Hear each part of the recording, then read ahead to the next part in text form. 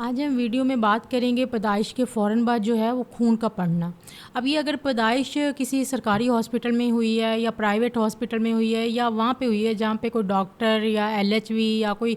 Skill person मौजूद है, तो फिर तो ये होता है कि पैदाइश के फ़ौरन बाद अगर खून पड़ने लग जाता है तो वो मरीज़ को सूरत हाल तो सारे मरीज़ के लवाहिकीन को बता देते हैं, लेकिन ज़ाहिर है वो इलाज वगैरह जो भी करना होता है वो खुद करते हैं और वो मुकम्मल कवर करके जो मरीज़ है जो ज़च्चा है उसको अटेंडेंट के यानी कि लवाहिकीन के हवाले कर देते हैं। लेकिन अगर कभी ऐसा हो कि आप घर आए हो, ज़ाहिर है आप 5 या 6 घंटे से ज़्यादा तो हॉस्पिटल में स्टे नहीं कर सकते, तो 5 या 6 घंटे बाद अगर या 4 या 5 घंटे बाद या 2-3 घंटे बाद अगर आप घर पे आ गए तो 24 घंटे के अंदर अंदर खून पड़ने लग गया मरीज़ को दोबारा, या वहाँ से आप बिल्कुल ठीक लेकर आए हैं, वहाँ पे कोई मसला नहीं बना, लेकिन घर आकर खून पड़ने लग गया है, या आपने जो है घर पे पैदाइश करवाई है, किसी दाई से करवाई है और तब खून पड़ने लग गया, तो आपने क्या करना है। ये जो सारी तरीके मैं बताऊंगी, स्टेप्स बताऊंगी, तो ये सारे करने से किसी हद तक जो है वो मरीज़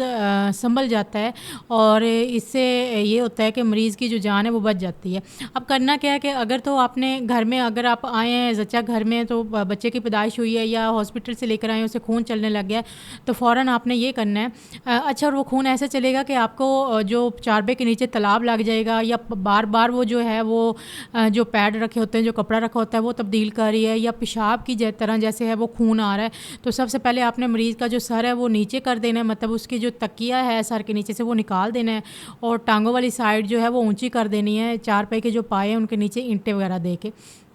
अच्छा, दूसरा अपने स्टेप ये करना है, और ये फ़ौरन करना है, मतलब जैसे खून चले आपने बगैर इंतज़ार किए बिना या ज़्यादा खून ज़ाया होने पे ना, ये फ़ौरन आपने ये करना है। उसके बाद अगर आपने कोई करीबी डॉक्टर है तो उसे फ़ौरन बुलवा लेना है, और अगर दाई मौजूद है तो ठीक, अगर दाई मौजूद नहीं है तो फ़ौरन उसे भी, अगर करीब रहती है तो उसे फ़ौरन बुलवाएँ। तो उसके बाद ये है, अगर करीब नहीं रहती, दूर रहती, तो आपने खुद ये करना है कि पेट के ऊपर से मसाज करते रहना है, मतलब ये हाथ है इस तरह करके, ये जो उंगलियाँ हैं ये जो पेट के ऊपर से एक आपको रोड़ा सा महसूस होगा, वो बच्चेदानी का होता है, तो आपने उसके ऊपर से ऐसे ऐसे करके मसाज करना और तेज़ी के साथ करना है।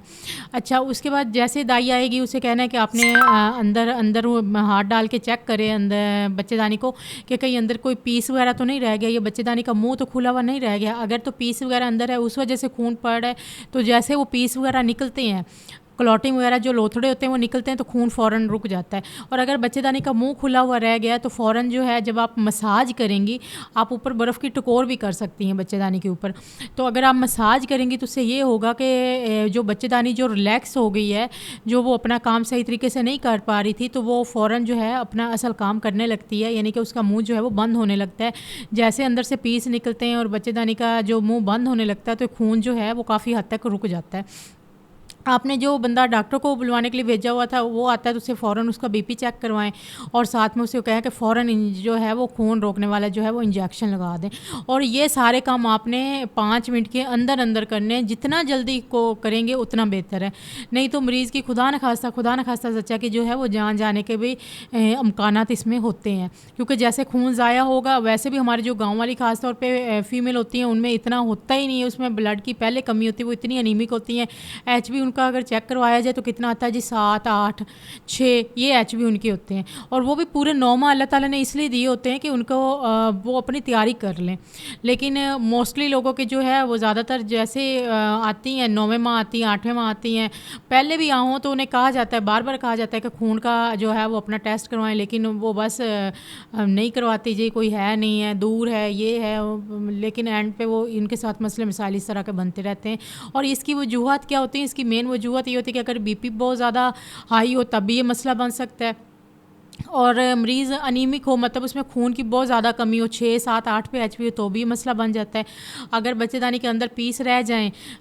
लोथड़े वगैरह रह जाएं, तब भी ये मसला बन जाता है। अगर बच्चेदानी का मुंह बंद ना हो रहा हो कमज़ोरी की वजह से, तब भी ये मसला बन जाता है। अगर खुदा न खास्ता अंदर कोई कट लग जाए या कोई ज़ख़म आ जाए अंदरूनी हिस्से से, तब भी वहाँ से ब्लीडिंग होना शुरू हो जाती है, और खुदा न खास्ता अगर बच्चेदानी फटे तब भी ये मसला बनता है।